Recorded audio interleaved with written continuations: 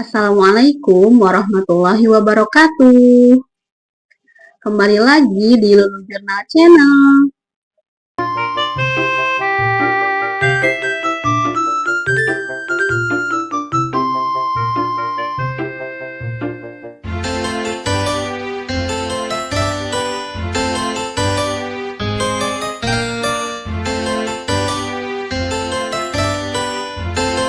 Pada video kali ini, saya ingin membahas sebuah pertanyaan. Bisakah kita menjadi guru yang dicintai oleh murid? Dari betapa banyaknya tugas-tugas guru seperti administrasi, terus juga mengajar, atau bahkan mengenal karakter-karakter murid, ditambah juga dengan ekspektasi sosial yang mana seorang guru itu harus sabar, harus ramah, tapi juga tetap tegas. Terkadang dalam hati merasa ingin dicintai, tapi kita juga harus tetap tegas. Apakah itu bisa?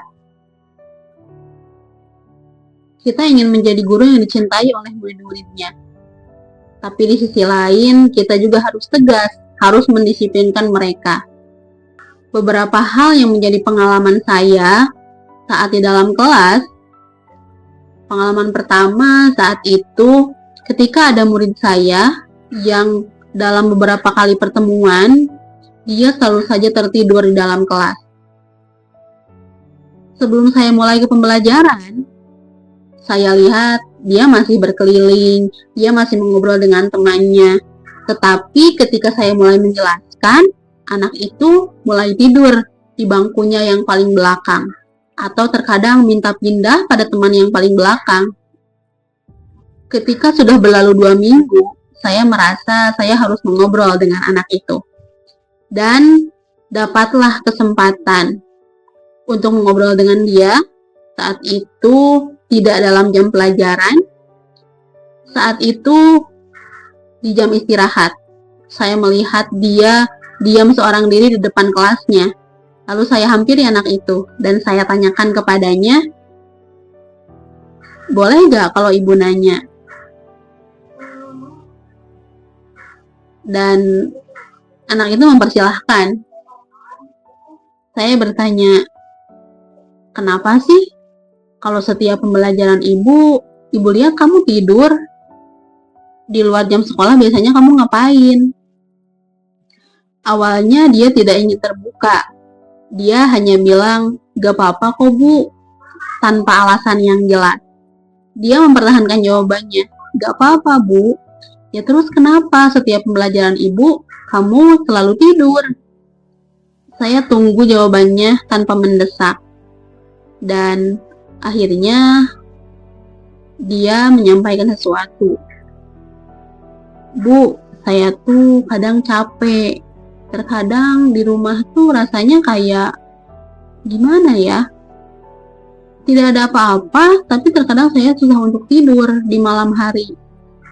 Hingga jadilah saya begadang yang menyebabkan setiap kali di kelas saya tidur. Mungkin itu penyebabnya.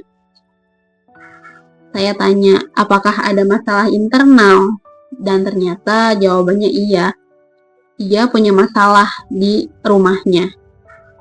Lanjutlah saya ngobrol banyak dengan anak itu. Dan ajaibnya, setelah kejadian itu, setelah saya mengobrol dengan dia yang cukup lama itu, di pertemuan berikutnya, anak itu duduk di paling depan. Tidak di mejanya, tidak di bangku dia biasanya, tapi dia duduk dan ikut ke meja yang lain, paling depan. Entah karena dia mulai sadar, atau setelah obrolan kemarin, ada hal yang dia pikirkan. Dan saya bersyukur akan hal itu. Ternyata, semua itu hanya perlu dikomunikasikan. Karena di pertemuan-pertemuan sebelumnya, dia adalah murid yang aktif. Dia adalah murid yang selalu bertanya apabila dia tidak paham dengan apa yang saya sampaikan. Makanya saya sedikit kaget ketika beberapa pertemuan dia selalu tidur saat saya mulai menjelaskan. Dan saat itu dirinya kembali lagi seperti semula. Itu adalah salah satu pengalaman yang saya alami saat mengajari dalam kelas. Pengalaman berikutnya, ketika saya masuk ke dalam kelas dan ketika saya bertanya, bahkan pertanyaan yang sederhana, ketika saya bertanya, saat itu ada di salah satu materi matriks. Saya tanyakan pada mereka sebuah perkalian dan juga penjumlahan, karena dalam matriks juga ada operasi hitung matriks. Pertama kali saya masuk ke dalam kelas dan menyampaikan materi matriks itu, setiap kali saya bertanya tidak pernah ada yang menjawab. Kalaupun ada yang menjawab, dia menjawab dengan suaranya yang kecil, tidak percaya diri untuk menyampaikan apa yang dia tahu. Sebelumnya saya sudah jelaskan, ini adalah bagian-bagian dari matrik. Ini termasuk elemen, ini termasuk baris, ini termasuk kolom, ini termasuk ordonya. Tapi ketika saya tanya ulang, mereka tidak mau menjawab. Mereka tidak percaya diri untuk menjawab. Selalu ada rasa takut salah dari mereka. Nah, karena hal itu, akhirnya saya mencoba untuk melibatkan mereka. Bagaimana melibatkan yang saya lakukan? Nah, dalam hal ini saya melibatkan mereka. Saya membuat sebuah matrik. Saat itu kita akan belajar tentang transpose matrik dan juga kesamaan dua matrik. Sehingga kita harus membuat dulu sebuah matriknya. Saat itu saya meminta, coba kita buat matrik ordo 3x3. Saya tanya kepada mereka, kalau 3x3 itu berarti gimana? Ada yang menjawab, tapi suaranya masih kecil. 3 baris dan 3 kolom, Bu, gitu katanya. Lalu setelah itu saya mulai melibatkan mereka. Saya panggil nama mereka satu persatu untuk memberikan satu buah angka untuk menjadi elemen matrik. Saya panggil namanya, coba sebutin, kamu mau angka berapa? B, kamu mau angka berapa? C, kamu mau angka berapa? Dan begitu seterusnya sampai semuanya kebagian. Dan yang belum kebagian untuk mengisi angka, saya tanya mereka satu persatu, yang termasuk elemen A11 yang mana? Yang termasuk elemen A33 yang mana? Karena mereka merasa paham dan mereka merasa dilibatkan, akhirnya pada pertemuan-pertemuan berikutnya mereka lebih percaya diri untuk menjawab setiap pertanyaan yang saya sampaikan. Meskipun terkadang yang saya tanyakan itu tidak mendapatkan jawaban yang benar, tetapi setidaknya mereka sudah berani untuk menyampaikan apa yang mereka pikirkan. Setelah kejadian itu, saya mencoba untuk terus melibatkan murid-murid saya dalam setiap pembelajaran. Selanjutnya, ada murid-murid yang merasa, Bu, saya gak suka pelajaran matematika. Bu, saya gak ngerti. Kadang ada yang menyebutkan, mohon maaf, mereka merasa, Bu, Abi mah bodoh karena matematika mah. Mereka merasa matematika adalah bukan passionnya. Matematika bukan yang mereka sukai. Sehingga mereka merasa matematika itu tidak penting. Tetapi saya mencoba untuk selalu memberikan rasa aman dan nyaman setiap kali pembelajaran. Saya tidak memaksa, saya tidak menuntut untuk bisa, tetapi saya mencoba untuk hadir sepenuhnya, memberikan apa yang mereka butuhkan. Ketika mereka bertanya, saya jawab. Ketika ada yang tidak dipahami, meskipun sudah dijelaskan dan meminta dijelaskan lagi, saya jelaskan ulang.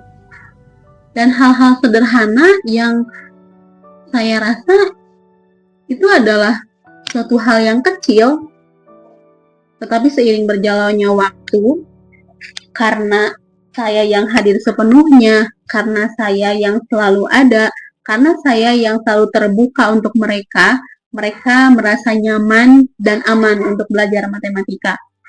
Hingga pada beberapa waktu, ada murid yang datang dan menyampaikan kepada saya, Bu, awalnya saya gak paham dengan matematika. Saya ngerasa matematika itu susah banget.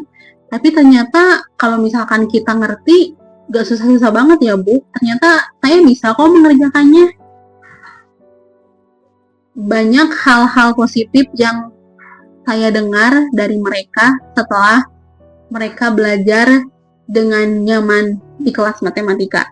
Jadi ternyata makna dari dicintai murid itu, dicintai bukan berarti selalu dituruti. Dicintai bukan berarti tanpa aturan, tetapi dicintai sama juga dengan murid merasa nyaman dan aman dengan dirinya sendiri.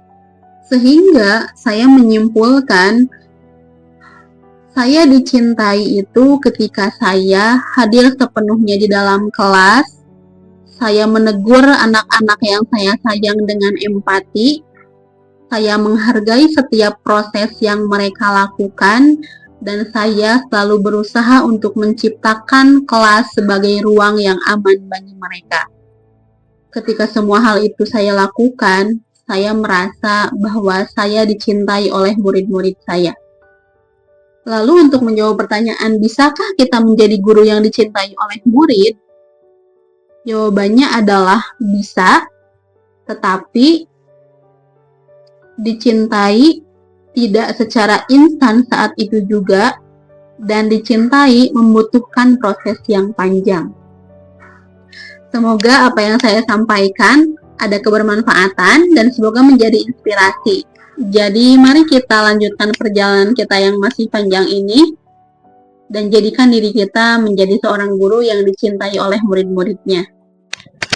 Untuk video kali ini saya cukupkan sekian dulu. Tinggalkan jejak, like, dan komen pengalaman inspiratif kalian atau juga pengalaman-pengalaman menarik kalian. Jangan lupa share video ini ke teman-teman kalian dan juga subscribe channel ini supaya saya lebih semangat lagi untuk membuat video-video lainnya. Sampai bertemu lagi di video berikutnya. Wassalamualaikum warahmatullahi wabarakatuh.